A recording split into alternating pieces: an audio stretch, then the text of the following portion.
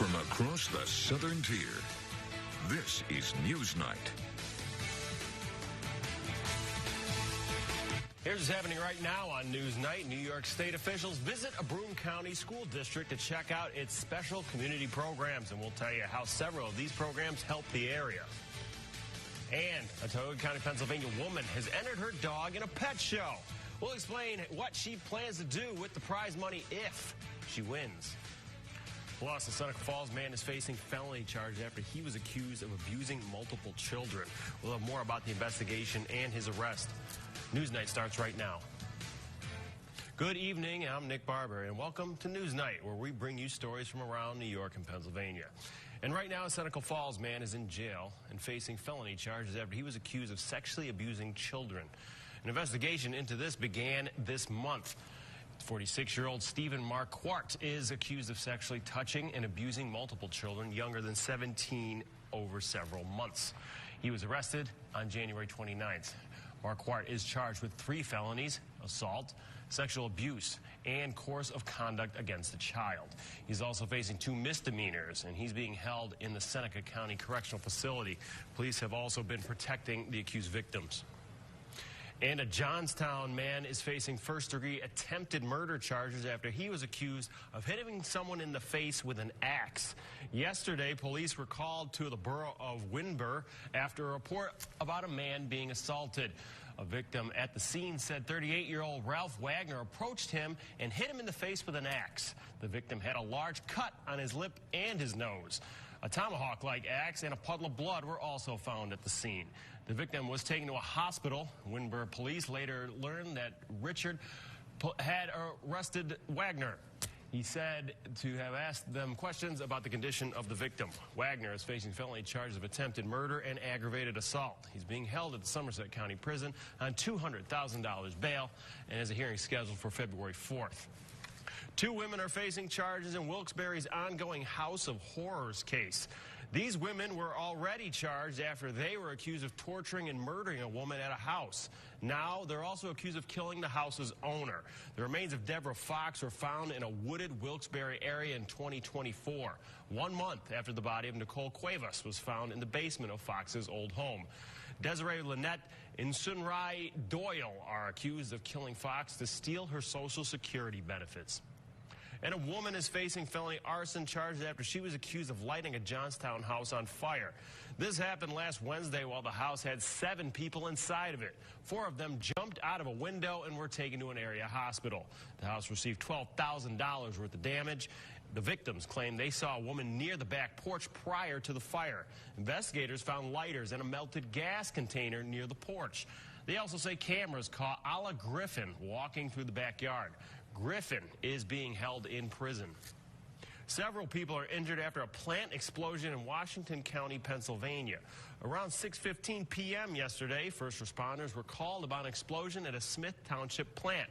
Firefighters say this was due to a chemical transfer, though it did not lead to any hazardous emissions.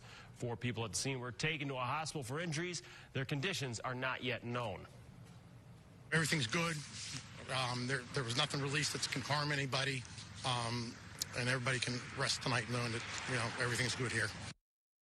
Smith Township posted on Facebook that no one died as a result of this explosion and that it did not pose an immediate risk to the public. And a water advisory is in place for the town of Williamson due to low water levels from the cold. The water intake pipe in Lake Ontario has been frozen due to the weather. People in the area have been asked to avoid washing their cars, fixing any water-related leaks, shorten their showers, not let tap water run, and run dishwashers and washing machines only when they're full. This alert could be in place for a week or longer. And if you have any questions, you can call the Williamson Town Hall at 315-589-2038. I'm Lindsay Arons, and coming up on Newsnight, state officials visited a local school district, and we'll tell you why. temperatures right now are around 4 to 8 degrees, a little bit cooler towards Broome County, so Binghamton is sitting at 4 degrees, but in the Twin Tiers we're around 7 to 8 degrees. In the Elmira and Corning region, 9 degrees in Watkins Glen, and 5 degrees in Mansfield, 3 in Wellsboro. Keeping relatively clear on our satellite and radar, getting some increase in clouds for tonight, otherwise staying quite dry throughout the night. A few flurries can't be ruled out, but mostly just dry across the region. Tonight dropping to between -3 to -5 degrees, with a very cold night ahead of us and a cold weather advisory still in place. More details shortly.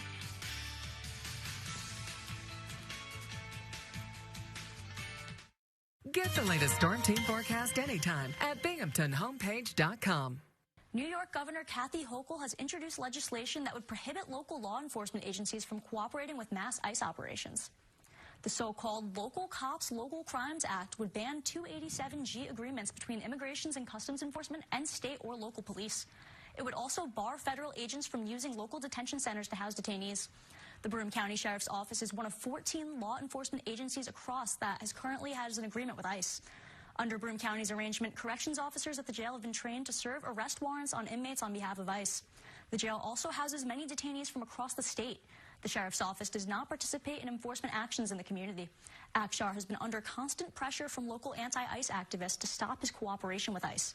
He released a statement today saying his staff is focused on protecting and serving the people of the community by enforcing the law, not making the law. And baseball fans better get ready, because Rumbletown is gearing up for an exciting season with a packed promotional schedule. Today, the Eastern League champion Rumble Ponies announced their plans for the 2026 season. The schedule includes various themes, special edition jerseys, and much more. 12 fireworks shows will be featured throughout the season, along with the Ponies' first ever drone show. The drones will take place during the Taylor and Travis Honeymoon Weekend theme on August 7th. For the full promotional schedule, visit milb.com/Binghamton. And coming up later is your full weather forecast. Yes, thank you, Lindsay. And she was right. The weather forecast is coming up next. So what do we got in store? All right, so for tonight, very cold. Our actual temperature is low as -3 and -5 degrees, even in Elmira, so exceptionally cold. Mostly cloudy skies. Our wind chill, however, as cold as -25 degrees across the region under a cold weather advisory. And tomorrow, high temperatures are only going to get between 14 to 17 degrees across the area. So 14 kind of as our low end for our range there, and 17 as that high end, on the higher end there, but still quite chilly. And remember, our cold weather advisory, I will have details about that with my full forecast up next.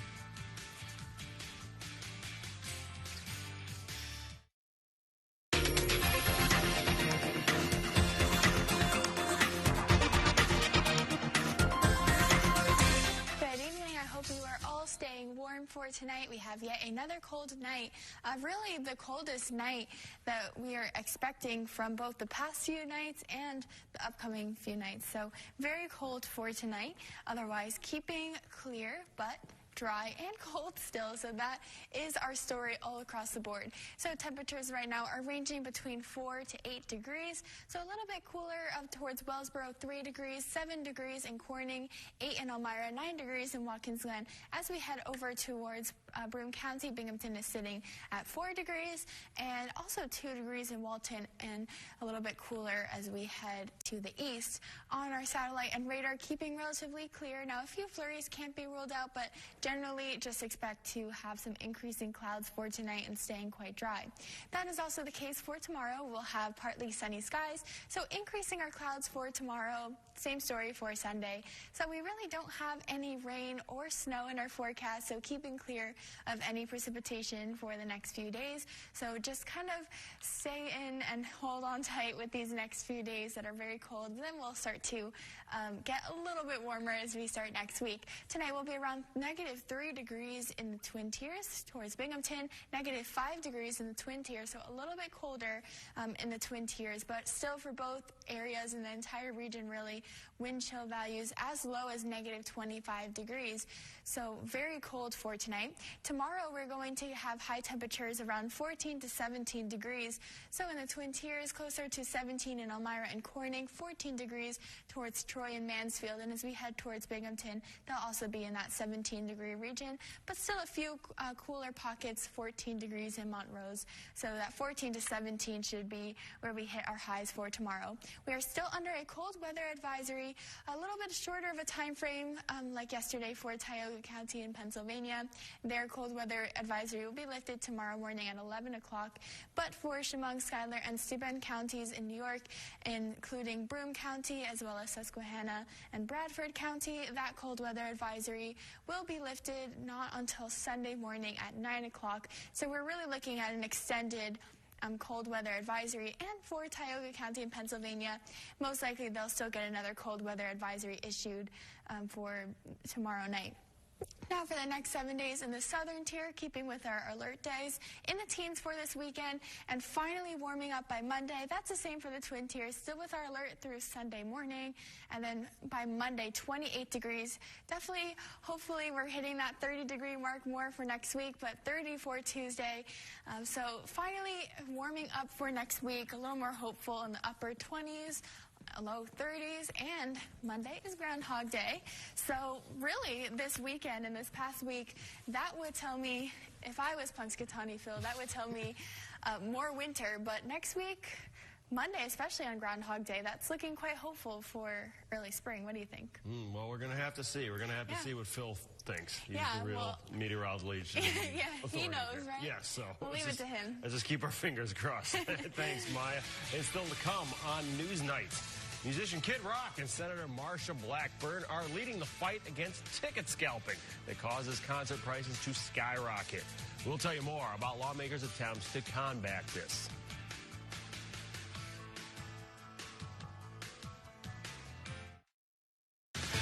You're watching Newsnight.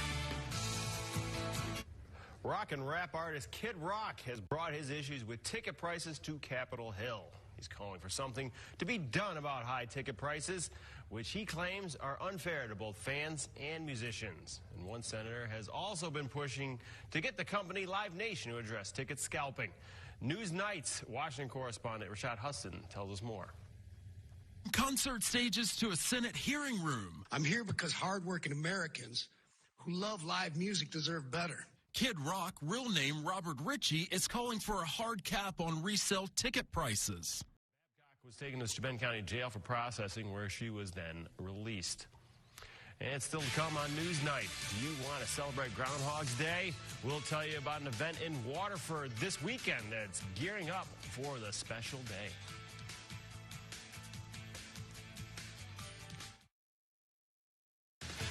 You're watching Newsnight. And finally on Newsnight, there's only 3 days left until Punxsutawney Phil tells us whether spring will be early or late. And one place in Waterford is ringing in the holiday with a celebration this weekend. That's right, Tater and Spud's Groundhog's Winter Festival is taking place at Port Farms in Poverty Knob. It runs until Sunday and features food, drinks, fires, and activities for the whole family. Events take place tomorrow are ice carving, horse-drawn rides, and snowman building contest. Admission is free. Oh, I'm sorry, I'm going to miss that. But I am psyched about Groundhog Day. Yeah, right? Yeah. We'll see. Exciting. Is it scientifically proven that the groundhog can predict the... I didn't think so. I don't know. Okay, but well, you're the meteorologist. Let's see. that's okay. I think it's fun. I do too. It's still fun. Yeah. So do you think early winter, do you think late winter? Winter's going to be around spring? forever, I think. Yeah. Yeah. Yes. So what's the... Yeah, there we go. So for tonight, -3 degrees to -5 degrees. Very cold. So I'm no Punxsutawney Phil, but I know that this feels like too much winter, right? So we are under yet another cold weather advisory, this time extended all the way until Sunday morning, 9 o'clock for counties in New York, as well as Bradford and Susquehanna County, Tioga County in Pennsylvania. Theirs is ending tomorrow morning around 11. but 11 a.m. But otherwise, they're likely going to see another cold weather advisory. But remember, just expect that for all of this weekend until Sunday morning. Very cold overnight, in the teens this weekend, getting into the upper 20s for both the Twin Tiers and Southern Tier by Monday, and staying in that range for next week as well. So getting some light at the end of the tunnel. Yeah, I can't believe I'm looking forward to 30. Tropical 30 degrees, yes. Now, tell me, I forget, if he sees his shadow, does that mean more winter? Yes. It does? Yes, it does. Yeah, so brace yourself for more winter. And thank you for joining us for News Night. We'll see you next week. Have a great night.